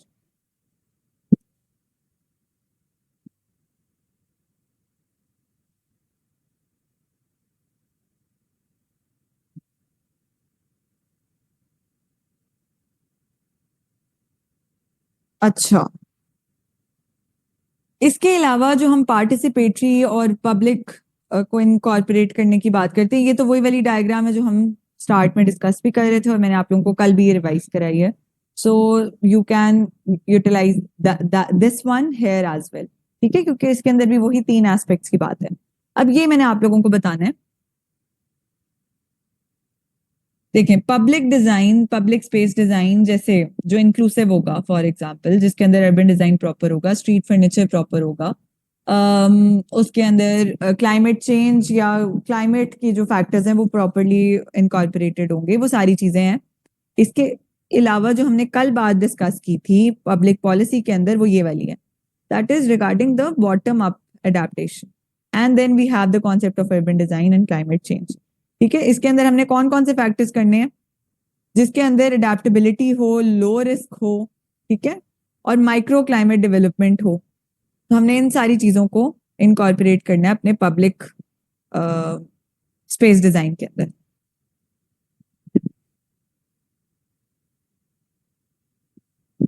सॉलिड वेस्ट मैनेजमेंट होती क्या है बेसिकली, कोई मुझे बता सकता है?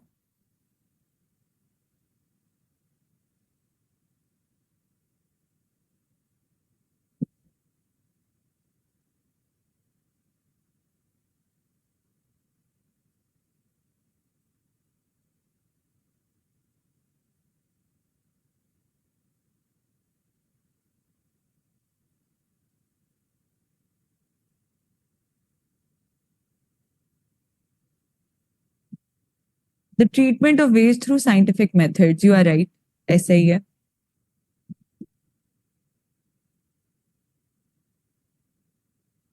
हाँ जी,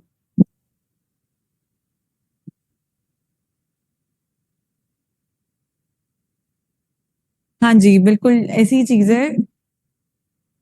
डिस्पोजिंग वेस्ट, हाँ जी बिल्कुल। क्योंकि ये जो सॉलिड वेस्ट का इशू है, ये कराची में, लाहौर में हमें बहुत ज्यादा नजर आता है। सॉलिड वेस्ट हमसे मैनेज नहीं हो रही। और डिफरेंट, अभी पिछले दिनों की रिसर्च थी कि डिफरेंट कंट्रीज से पाकिस्तान में वेस्ट आती है। हमसे अपनी वेस्ट नहीं मैनेज हो रही, बाकी कंट्रीज से भी आ रही है और हमने उसको भी मैनेज करना है। So this is a very important aspect when it comes to the health of the people, ठीक है, तो ये उसी से लिंक्ड है। अच्छा, इन्वायरमेंटल लॉज हमारे पास कौन कौन से हैं पाकिस्तान के अंदर? पाकिस्तान के अंदर हमारे पास फैक्ट्री एक्ट, ये जब पाकिस्तान की इंडिपेंडेंस से पहले ये वाला होता था, फैक्ट्री एक्ट 1934, ये ब्रिटिश के टाइम का था। और इसके अंदर उन्होंने प्रोविजन दी हुई थी रिगार्डिंग एयर पोल्यूशन कंट्रोल और बाकी जो मॉनिटरिंग और इन्फोर्समेंट थी वो उसके अकॉर्डिंग होती। उसके बाद अभी जो हमने फर्स्ट स्लाइड पे डिस्कस किया था, that was the environmental protection ordinance 1983 की। इसके अंदर it was to provide for the control of environment, the pollution, control of the polluting environment. So this was the point जो कि इस ordinance के अंदर था। इसके अंदर उन्होंने जो implementation की थी, that was with respect to the environment impact assessment, and this was implemented at that time in 1983. Gradually इसको चेंज, इसके अंदर ये जो है एक और आया act, and that was Pakistan environmental protection act 1997, जिनका एनवायरमेंटल साइंस है वो नो डाउट इसको इन डिटेल तो पढ़ेंगे ही। यहाँ पे हमें इन डिटेल जाने की नहीं जरूरत, हमें एनवायरमेंटल साइंस को नहीं यहाँ पे इनकॉर्पोरेट करना, हमें सिर्फ पता होना चाहिए with respect to this subject that this is a policy Pakistan के अंदर जो इम्प्लीमेंट हुई है। और इससे रिलेटेड ये वाला जो पॉइंट है आप लोगों के सामने, this is important, that this act provides for the protection, conservation, rehabilitation and improvement for the prevention and control of pollution, promotion of sustainable development. So these are the things it is promoting. This is what is important for us with respect to this subject. हमें environmental scientist इसमें नहीं बनना, ठीक है? Then we have Punjab Environmental Protection Act जो कि 2012 का है। So we have multiple implementations, multiple इसमें amendments आई, इसमें implementations हुई। इसके अलावा हमारे पास अभी पिछले दिनों चल रहा था, हमारे क्लाइमेट के जो एक्सपर्ट्स थे उस टाइम पे डिफरेंट कॉन्फ्रेंसेस हो रही थी, बिलियन ट्री सुनामी का प्रोजेक्ट चल रहा था। So these are the things जो कि गवर्नमेंट इनिशिएटिव्स होते हैं regarding the protection of the environment, ठीक है। इसके अंदर भी, अच्छा यहाँ पे आप लोग ये वाला पॉइंट देख लें, it is regarding these organisation, जिसके अंदर हमारे पास यूएनईपी बहुत इंपॉर्टेंट और सिग्निफिकेंट वन है, यूनाइटेड नेशंस एनवायरमेंटल प्रोटेक्शन, ठीक है। हमारे पास WWF है जो कि वर्ल्ड कंजर्वेशन स्ट्रेटजी प्रिपेयर कर रही होती हैं। So these are the ones जो कि इंपॉर्टेंट है with respect to the conservation वाला एस्पेक्ट। अब ये नेशनल कंजर्वेशन स्ट्रेटजी हमारी 1992 की, पाकिस्तान की, और इसके अंदर इन्वॉल्वमेंट किस किस चीज की है? इसके अंदर इन्वॉल्वमेंट है with respect to the conservation. Conservation जो है वो हमारी नेचुरल सारी चीजों की, जो मैंने आप लोगों को बताया था ना, नेचुरल रिसोर्सेज का, इस चैप्टर के अंदर नेचुरल रिसोर्सेज की भी इनकॉर्पोरेशन है, वो इन सारी चीजों में। अब नेचुरल रिसोर्सेज में सिर्फ हमारे पास वैसे नेचुरल रिसोर्सेज के अंदर we have air, natural resource है, we have water it is a natural resource, ये सारी कंजर्वेशन इसी के डोमेन में आ जाती है। देन ये लेटेस्ट वाली है जिसके अंदर इन्वायरमेंटल, ये नेशनल इन्वायरमेंट पॉलिसी 2005 की है, इसके अंदर भी conservation, restoration, efficient management of environmental resources की सारी डिस्कशन है। And this is another policy जो कि अभी एक तरह से लेटेस्ट है हमारे पास। अब ये डिफरेंट डिफरेंट टाइम्स पे, this is a summary, this is a list of different different acts जो कि डिफरेंट डिफरेंट टाइम पे आते रहे हैं। और these are important just to know, you just have to know these names with respect to the environmental policy in Pakistan. ठीक है, environmental policy के अंदर जब भी आप लोगों ने टाउन प्लानिंग की बात करनी है तो आप लोगों ने ये जो SDGs है ना, अगर उन्होंने नहीं भी पूछा वो रिलेटेड, क्योंकि करंट अफेयर्स हैं, ठीक है, इनको रिलेट करना नहीं भूलना, इनकी पॉइंट्स की बात करनी जरूर है आपने। ठीक है, यहाँ पे वेस्ट मैनेजमेंट की भी बात करें आपने, नेक्स्ट बात करनी है अर्बनाइजेशन की भी बात करें, सस्टेनेबल ट्रांसपोर्टेशन सिस्टम की भी बात करें। और ये सिर्फ आपका सस्टेनेबल वाले चैप्टर के अंदर नहीं है, मैंने आप लोगों को जब I don't remember exactly which chapter was it, मैंने आप लोगों को कहा था कि जब हम सस्टेनेबल पढ़ेंगे ना, सस्टेनेबल डेवलपमेंट पढ़ेंगे, तब भी मैं आप लोगों को यही कहूंगी कि उसको भी उधर लिंक करें, तो link each and everything in other areas also. अच्छा, यहां तक बातें क्लियर है?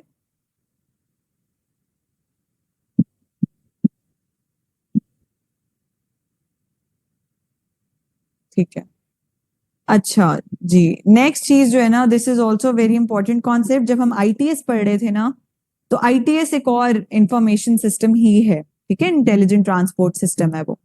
इसके अंदर प्लानिंग और स्पेशल डेवलपमेंट, स्पेशल एनालिसिस के टूल्स हैं। अब ये स्पेशल वो स्पेस वाला स्पेशल नहीं है, इसके स्पेलिंग डिफरेंट है, इसको देखिएगा, दिस इज स्पेशल एनालिसिस, ठीक है। और ये सॉफ्टवेयर रिलेटेड चीजें हैं जिसके अंदर भी have GIS, geographic information system, SPSS, statistical package for social sciences. ये सिर्फ इन सब्जेक्ट्स में नहीं, ये सोशल साइंसेज के हर तरह के सब्जेक्ट में यूज होता है, लेकिन जियोग्राफिक इंफॉर्मेशन सिस्टम जो है it is related to the, अभी हम उसको इन डिटेल डिस्कस भी करेंगे। These are the two distinct software tools use for different purposes. अब इसके अंदर क्या चीजें हो रही हैं, this analyses the geographical and statistical data.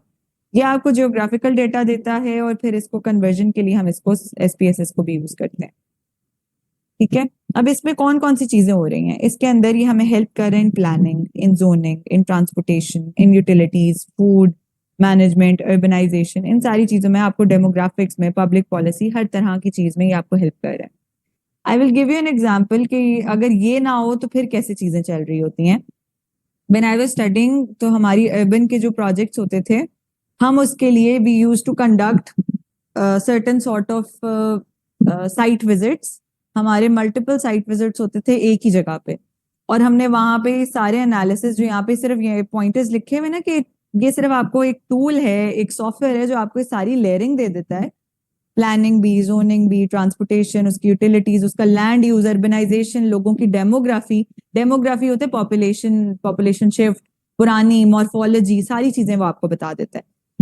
हम लोगों ने, जब हम लोग कर रहे थे तो GIS का इतना एक तो उस टाइम पे रोल नहीं था, लेकिन ये है कि हमें एक तरह से प्रैक्टिस में लाने के लिए, just to have an understanding of how the urban fabric is and how the analysis are done in this, ये जो अर्बन रिलेटेड चीजें होती हैं उसमें एनालिसिस कैसे होते हैं।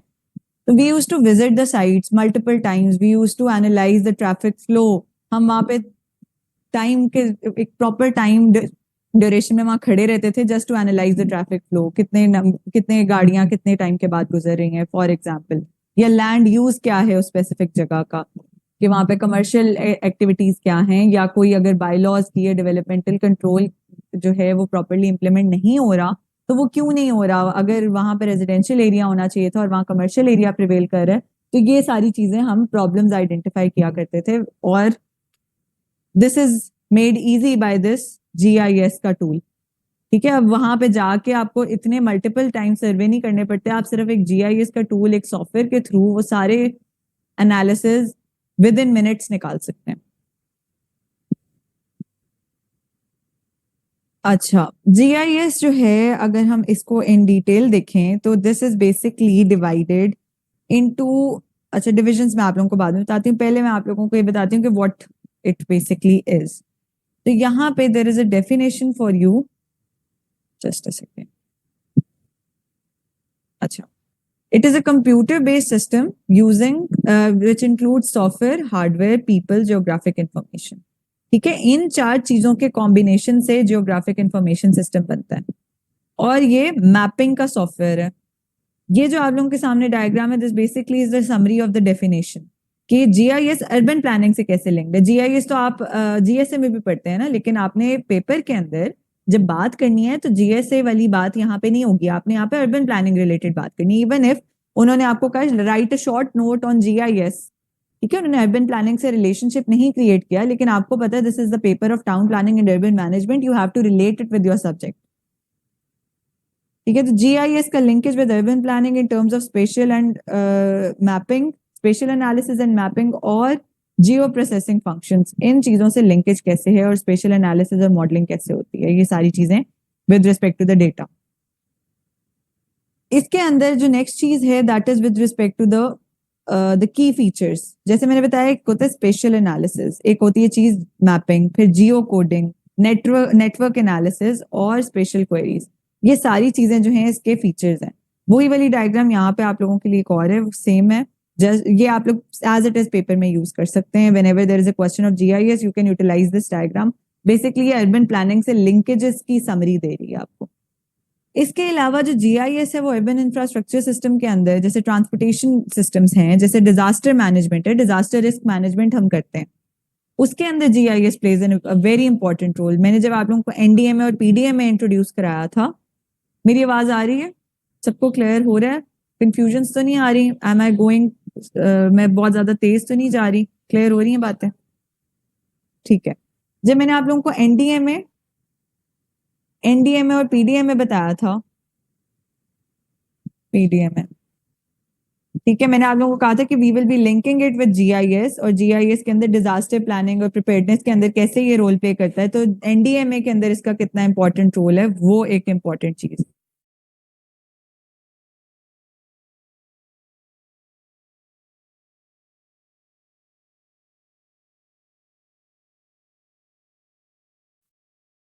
Then we have the next thing जो कि मैंने आप लोगों को बताया था कि डिफरेंट जो ऑर्गेनाइजेशंस हैं they are basically nowadays this is something जो कि बहुत इंपॉर्टेंट है जीआईएस का system, and they are hiring people who are experts, जो कि जीआईएस के एक्सपर्ट्स हैं, उनको हायर कर रहे हैं ताकि जो 2022 के जैसे फ्लड्स आए उनकी अडेप्टेशन पॉसिबल थी, उनकी इवन मिटिगेशन भी बाद में पॉसिबल थी, लेकिन वो ये है कि हमारे एनालिसिस प्रॉपर नहीं थे, लोगों को इन्फॉर्म किया जाए टाइम पे, जो डिजास्टर प्रिपेयर्डनेस होती है वो सारी की टाइम पे कर ली जाए, तो ये सारे जो डिजास्टर्स हैं उनको कंट्रोल, उनको प्रॉपरली मैनेज किया जा सकता है just by using this tool of GIS. ठीक है,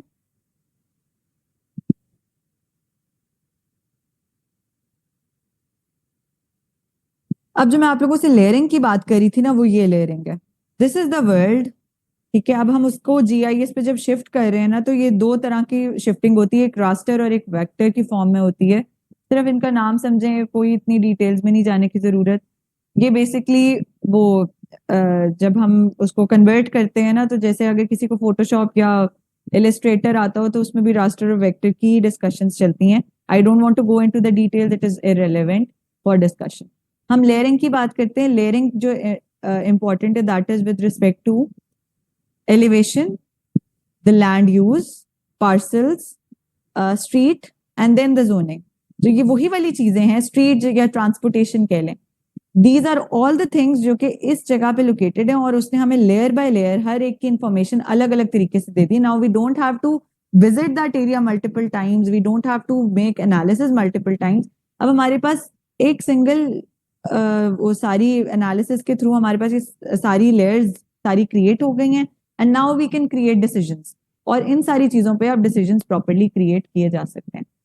ठीक है, इससे होगा क्या, इससे होगा ये कि इम्प्रूव मैपिंग है, टेक्निक ये है कि हमें जो कंप्यूटर सिस्टम है वो हमें प्रॉपर फुल फ्लेज मैपिंग दे रही है। Now when I was giving an example, तो मैं आप लोगों को अब वही वाली चीज बता रही हूँ कि जीआईएस ना होने से क्या है problem. So we used to create base maps on our own. ठीक है, और जब आप खुद से बेस मैप बनाते हैं, you have to visit that area 1,000 times and then you are able to create a base map, a correct base map. ठीक है, अब वो बेस मैप जो है वो जीआईएस के थ्रू एब्सोल्युटली करेक्ट हर तरह से, क्योंकि वो जीपीएस, वो लोकेशन सिस्टम्स, हर चीज से वो लिंक्ड है, उसको पता है कि कहाँ पे कौन सी डेवलपमेंट है। एज ह्यूमंस हमारे लिए ये कि we have to visit it multiple times and then we can make analysis.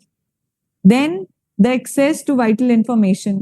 ठीक है, वाइटल इंफॉर्मेशन ही है ना कि हमें सारी एक साथ इंफॉर्मेशन सारी इजीली मिल रही है। Improved communication, then the quality and efficiency of the public service, because service delivery will be linked to the information they have and then the decisions they will make with respect to the information they have. ठीक है, यही वाली बात आगे लिखी हुई है कि स्ट्रेटेजिक डिसीजन मेकिंग होगी इसी चीज की इंप्लीमेंटेशन से। और वो एनडीएमए की जो मैं आपसे बात कर रही हूँ 2022 के फ्लड्स की कह रही हूँ, you can link that thing है कि डिसीजन मेकिंग जो है वो अच्छे तरीके से स्ट्रेटेजिकली होती है फिर। दीज आर द थिंग्स जो कि उससे लिंक्ड हैं, जैसे land use maps and plans, planning applications. अब ये वाली वही वाली लेयर्स हैं जो हम लास्ट स्लाइड पे डिस्कस कर रहे थे, जो कि जीआईएस हमें रियल वर्ल्ड के डिफरेंट डिफरेंट लेयर्स देता है, जो कि हम आगे फर्दर डेटा में कन्वर्ट कर सकते हैं। और यही वाला डेटा आगे यूज होता है एसपीएसएस में भी। ठीक है, जो हम आगे जाके भी देखते हैं वो क्या होता है। फिर हार्डवेयर है, सॉफ्टवेयर है, जैसे मैंने आप लोगों को बताया। फिर जियोग्राफिक इंफॉर्मेशन है जो कि कन्वर्ट की जा रही है। Spatial data which is divided into raster and vector. ठीक है, and then the attribute data. आप लोगों को बस डेटा की टाइप्स पता होनी चाहिए, एमसीक्यूज में आ जाती हैं। Okay, this is important with respect to the MCQs. अब जो statistical package for social sciences है उसके अंदर क्या है, उसके अंदर बेसिकली जितना हमने अब डेटा एक्सट्रैक्ट किया है फ्रॉम जीआईएस, उसको हम एनालिसिस करने के लिए, उसके प्रॉपर क्वांटिटेटिव डेटा की इम्प्लीमेंटेशंस करने के लिए हम एसपीएसएस को यूज करते हैं। ठीक है, उससे डेटा मैनिपुलेशन, उससे स्टेटिस्टिक्स की डेवलपमेंट, हाइपोथेसिस टेस्टिंग, उसके बाद डेटा विजुअलाइजेशन, इसी तरह से जो कंप्यूटर रिलेटेड प्रोग्राम्स के अंदर इम्प्लीमेंटेशंस हैं। इसीलिए सोशल साइंसेज है ना, क्योंकि बाकी फील्ड्स में भी ये यूज हो रहा है, नॉट जस्ट हेयर, लेकिन it is helping us creating a quantitative data as such. अब जितनी हमने ये सारी चीजें निकाली हैं, हमें बिल्डिंग की डिटेल्स क्वांटिटेटिवली एसपीएसएस के थ्रू सारी अलग अलग तरीके से मिल जाएंगी। इसी तरह जो स्ट्रीट्स की डिटेल्स हैं, हर तरह की डिटेल हमें एसपीएसएस के थ्रू मिल जाएगी। सो this is how it helps. ठीक है, ये हमें किस तरह से हेल्प कर रहा है with respect to the variable views and the data views. Analysis type, उसके अंदर मीन, मीडियन, मोड हम लोग जो पढ़ते हैं with respect to the averages, averages provide कर रहा है। इसी तरह से डिफरेंट एनालिसिस के टूल्स हैं। You just have to know कि एक एवरेज की फॉर्म में हमें एनालिसिस ये पूरा प्रोवाइड कर देता है। और visual displays in terms of bar charts, pie chart, 3D charts, हर तरह के विजुअल डिस्प्लेस के थ्रू भी ये वाला डेटा आउटपुट में हमें ये सारी चीजें प्रोवाइड करता है जो हमने सारे एनालिसिस किए होते हैं। Just to give you an idea, अभी मैंने डिफरेंसेस आप लोगों को बता दी और बहुत वाज़ेह डिफरेंस है, कोई इसमें ओवरलैपिंग उस तरह से नहीं है। Just to give you an idea, this is a summary chart in order to understand the difference, the uses of GIS and SPSS। जब आप लोगों ने क्वेश्चन का आंसर में बात करनी है और इन दोनों को अगर कहीं पे वो लिंकेज की बात कर लेते हैं, तो लिंकेज के अंदर भी आप लैंड यूज प्लानिंग के साथ इसको लिंक करें, फिर इसको अलग से लैंड यूज प्लानिंग के साथ, फिर transportation planning, environmental planning, housing and demography. ये मैंने सारी चीजें जो पहले आप लोगों को बताई, ये अलग अलग यहाँ पे वही वाली बातें मेंशन है। डिजास्टर मैनेजमेंट जो है उसको हमेशा आप लोगों ने पाकिस्तान स्पेसिफिक जब बात करनी है तो जरूर लिंक करना है एनडीएमए और पीडीएमए के साथ। ठीक है, then you can even link it with the local government system. ठीक है, लोकल गवर्नमेंट सिस्टम जो हमने 5 ईयर प्लान के टाइम पे पढ़े थे, और मैंने कहा था 18th अमेंडमेंट को भी देखिएगा। और थ्री टीयर्स ऑफ गवर्नमेंट हैं जिसमें local government is also part, उसको भी मैंने कहा था कि you have to include it in the subject of town planning. एक और कॉन्सेप्ट होता है दैट इज रिमोट सेंसिंग। यहां तक बातें क्लियर है? मुझे बताएं, कॉन्सेप्ट में कोई इशू?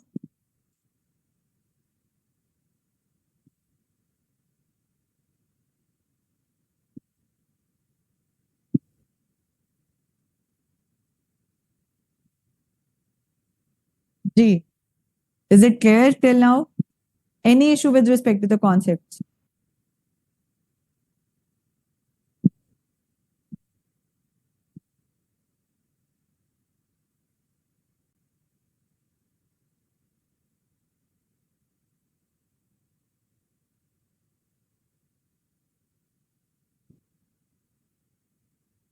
अच्छा, मैं अब आप लोगों को रिमोट सेंसिंग थोड़ा सा एक्सप्लेन कर दूं। रिमोट सेंसिंग के अंदर हमारे पास जो इम्प्लीमेंटेशंस हैं वो बेसिकली रिमोटली हो रही हैं।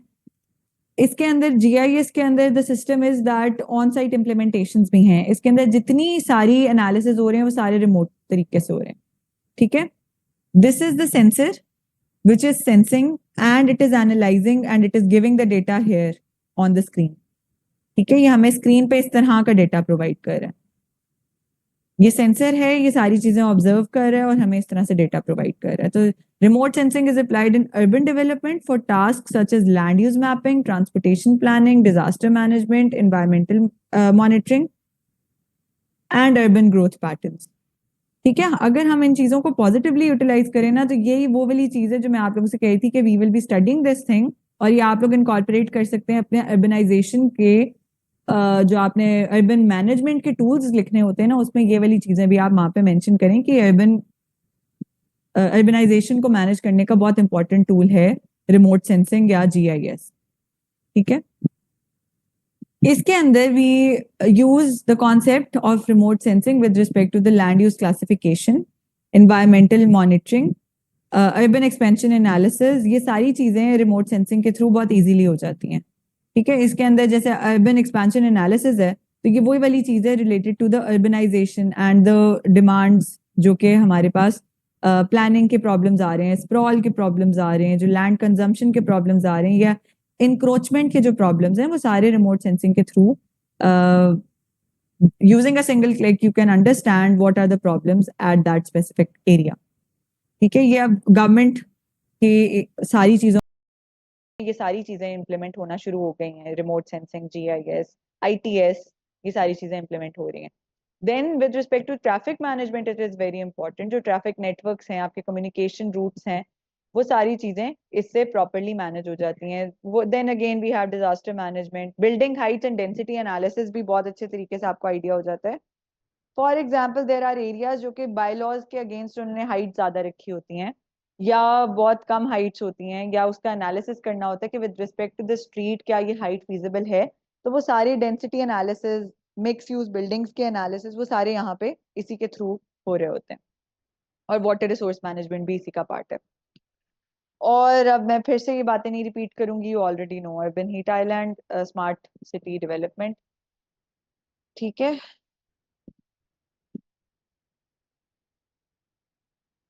अच्छा, जो आप लोगों के लिए एक ये, अगर लिमिटेशन की बात की जाए तो रिमोट सेंसिंग की लिमिटेशन कहाँ आती है कि अगर कोई क्लाउड कवर है, ठीक है, वो एक डिस्टॉर्शन क्रिएट कर देता है, वो एक डिस्टर्बेंस क्रिएट कर देता है। That is the only challenge with respect to this tool. ठीक है जी।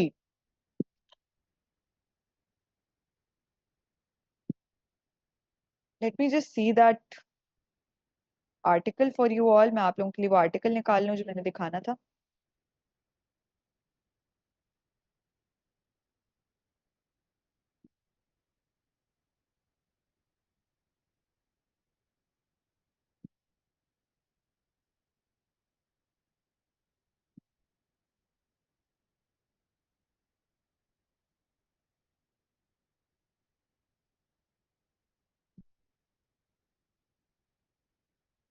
हाँ जी, the name of the article is spaces for women.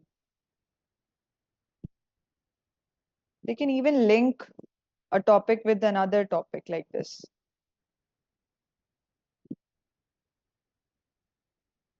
This is basically the article। ठीक है, आरिफ हसन का है, और उन्होंने यहाँ पे वही वाली बातें की हैं कि किस तरह की अर्बन स्पेसेस हैं, ये प्रॉब्लम्स क्या हमें फेस करनी पड़ रही हैं। ठीक है, I will be sharing this article with you all.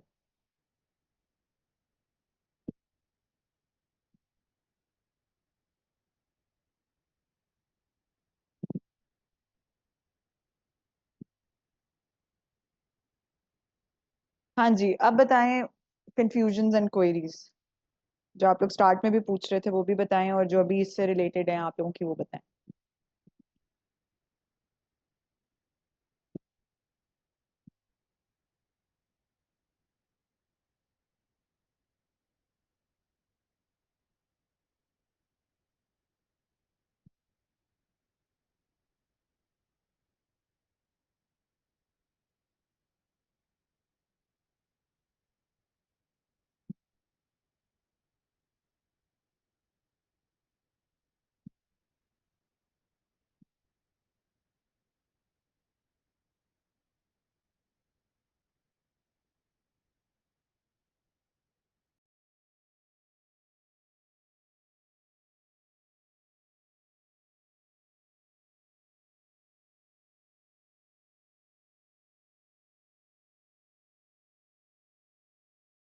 जी मुझे लग रहा है बड़ी कंफ्यूजन है, कोई कंट्रीब्यूट नहीं कर रहा क्लास में। क्या कंफ्यूजन है, डिस्कस करें।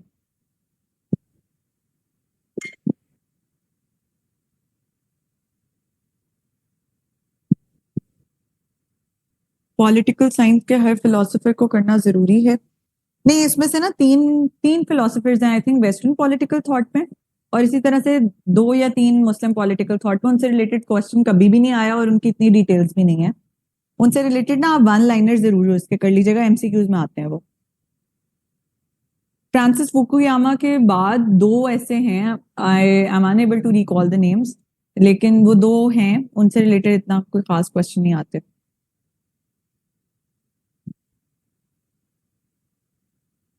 Okay, it's clear. Current affairs के टॉपिक कवरिंग का तरीका बिकॉज पता ही नहीं चलता कौन सा डेटा ऐड करें।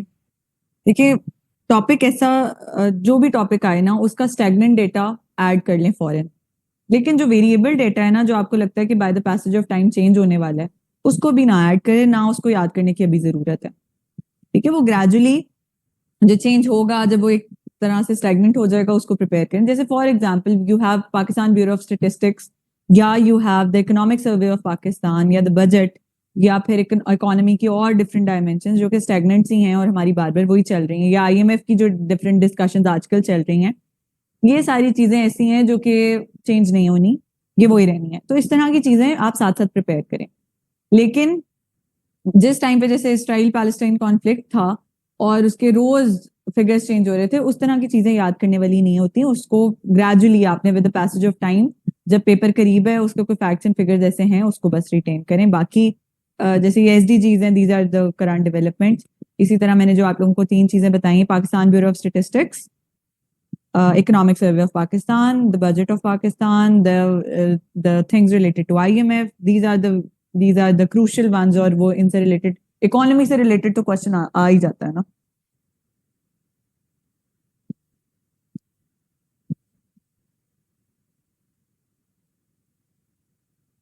करंट करंट के मॉक्स, करंट अफेयर्स के मॉक्स कब तक स्टार्ट करने चाहिए?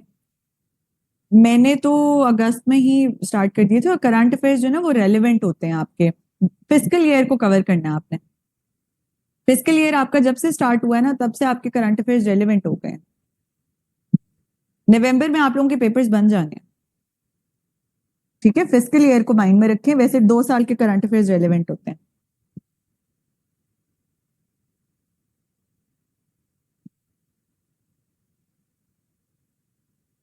ठीक है,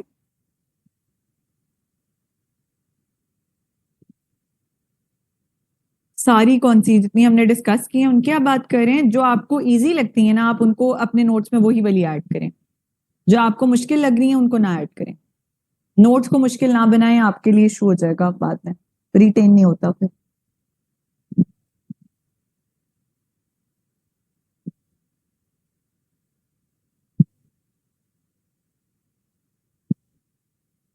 टॉपिक सेगमेंटेशन जो है ना, वो बेसिकली मैंने आपके लिए ना फ्लो चार्ट्स उस वीडियो में बनाए हैं।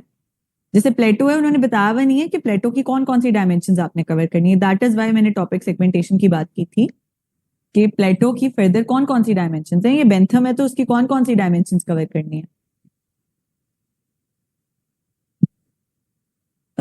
सीएसएस की जर्नी बहुत डिप्रेशन देती है। That is natural and it will happen. लेकिन ये कि अपनी आप 100% एफर्ट दें। डिप्रेसिंग फेस तो होता है, एक दफा पेपर दे दें, फिर इंतजार का जो वो जर्नी है दैट इज वेरी डिफिकल्ट। इंतजार बहुत मुश्किल है इसमें। आप लोगों ने जब फरवरी में पेपर्स देने हैं ना, तो फिर आप लोगों ने सितंबर अक्टूबर तक इंतजार करना है, और वो इंतजार जो है वो इस फेज से भी मुश्किल है।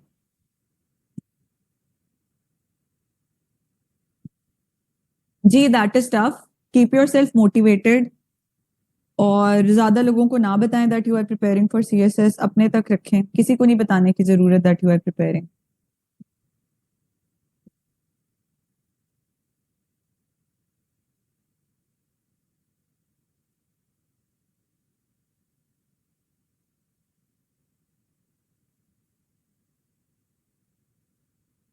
जी, क्वेश्चंस, एनी अदर क्वेश्चन?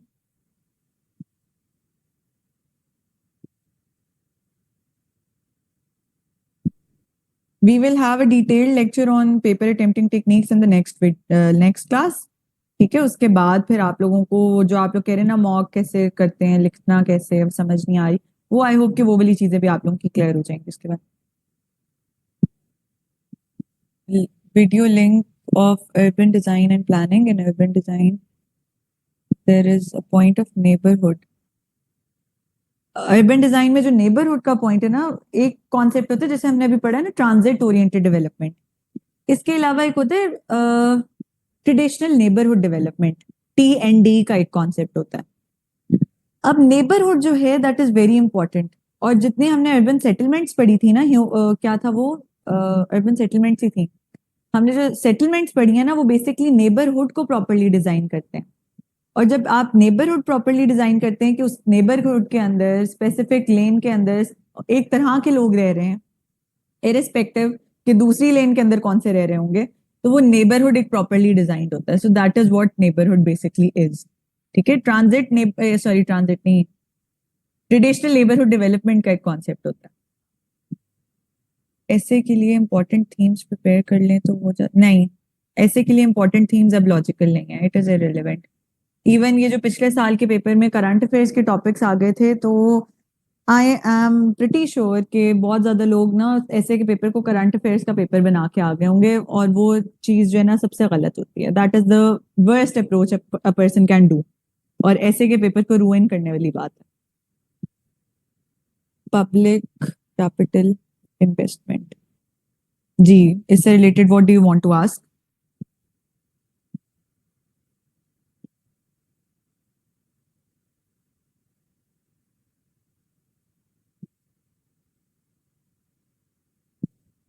ये आप मुझे पहले बताएं आपने पढ़ा कहाँ पे है, फिर मैं उसके हिसाब से इसको आंसर करती हूँ.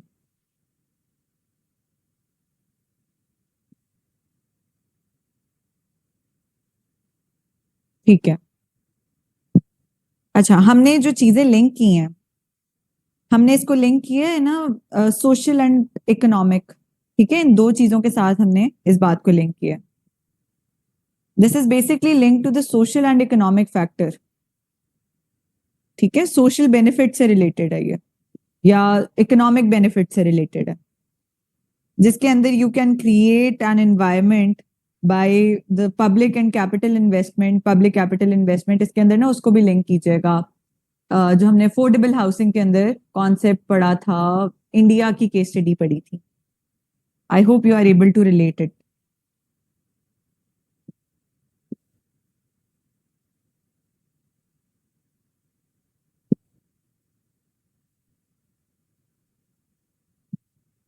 अफोर्डेबल हाउसिंग के अंदर भी हमने पब्लिक कैपिटल इन्वेस्टमेंट जो है वो एक तरह से पढ़ा है. बताएं, are you able to relate that thing there?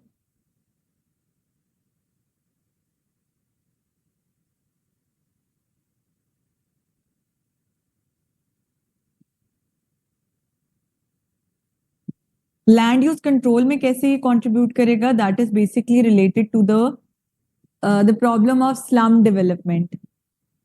देखिए, कोई भी city is not a good city जब तक वहां पे स्लम्स प्रिवेल करेंगे. इवन इस्लामाबाद के मास्टर प्लान में देर आर मल्टीपल इश्यूज, और आजकल उसकी भी बहुत डिस्कशंस चल रही हैं कि वहां पे भी बहुत कच्ची आबादियां या स्लम्स, नॉट कच्ची आबादी, स्लम्स वहां पे प्रिवेल कर रहे हैं. और जो अच्छा सिटी है उधर स्लम्स नहीं होते. मैं आप लोगों के साथ एक और एग्जांपल शेयर करती हूँ.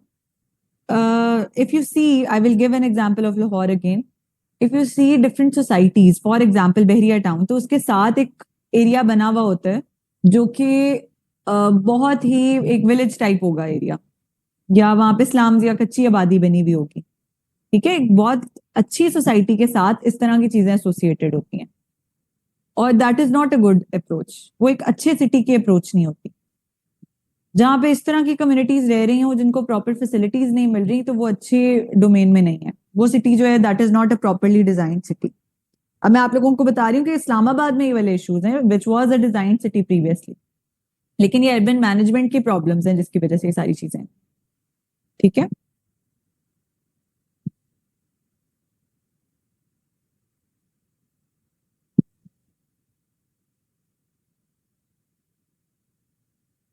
यस, बिल्कुल, ये बहरिया टाउन वाली जो मैंने आप लोगों को एग्जांपल दिया ना, ये जेंट्रिफिकेशन का ही ड्रॉबैक है। एब्सोल्युटली ऐसे ही है।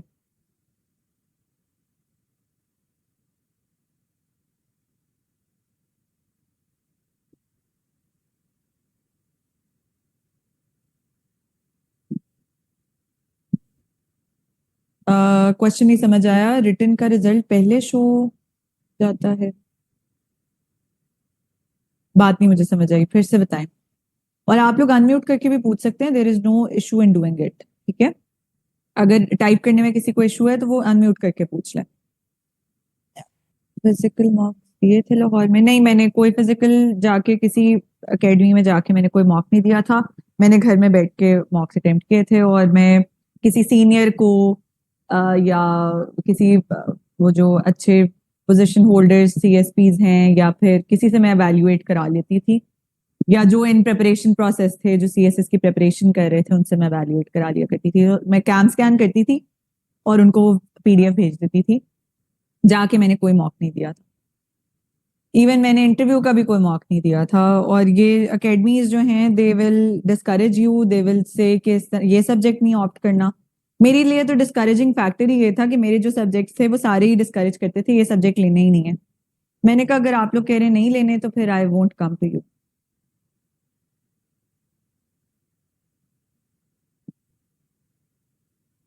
ये रिटर्न का रिजल्ट से रिलेटेड आपने क्या पूछा है, फिर से पूछ लें। अगर तो आप कह रहे हैं कि रिटर्न का रिजल्ट पहले आता है, तो हाँ जी, रिटर्न का रिजल्ट पहले आता है, उसके बाद इंटरव्यू होता है, और जो क्वालिफायर्स हैं उनका इंटरव्यू होता है। कब आता है? अच्छा, इंटरव्यू रिटर्न का रिजल्ट आएगा ऑलमोस्ट सितंबर में, अभी आने वाला है 2024 वालों का ना, सितंबर के एंड तक आ जाएगा। सब कहते हैं टाउन प्लानिंग, सब यही कहते हैं, और सबको कहने दें, कोई फर्क नहीं पड़ता किसी के कहने से। हाँ जी, अगर समझ आता है, कॉन्सेप्ट्स क्लियर हो रहे हैं, और अब हमने एक तरह से सिलेबस गो थ्रू कर लिया, अगर अभी भी कॉन्सेप्ट्स क्लियर नहीं है फिर आप लोगों को शिफ्ट करने की जरूरत है। अगर अभी भी सब कुछ क्लियर हो गया ना इस आज के क्लास के बाद, तो फिर तो कोई मसला नहीं है इस सब्जेक्ट से, फिर डरने की नहीं जरूरत। मेरे पास तो गाइडेंस नहीं थी ना इस सब्जेक्ट से रिलेटेड, तो इसलिए मुझे ज्यादा डीमोटिवेशनल फैक्टर था। सो रिटन का रिजल्ट आता है इन सितंबर, ठीक है। सितंबर या अक्टूबर, अगर बहुत लेट आना हो तो अक्टूबर में आएगा, इससे ज्यादा लेट नहीं होता।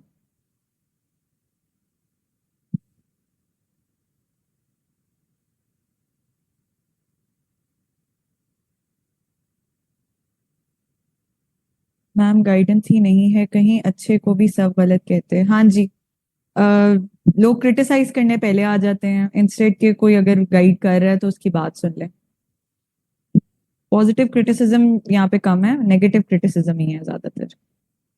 हाँ जी, is that all for today then? We can wind up the class. Next week फिर आप लोगों से डिस्कशन होगी रिगार्डिंग पेपर अटेम्प्टिंग टेक्निक, ठीक है। Okay, see you all in the next week. Allah Hafiz.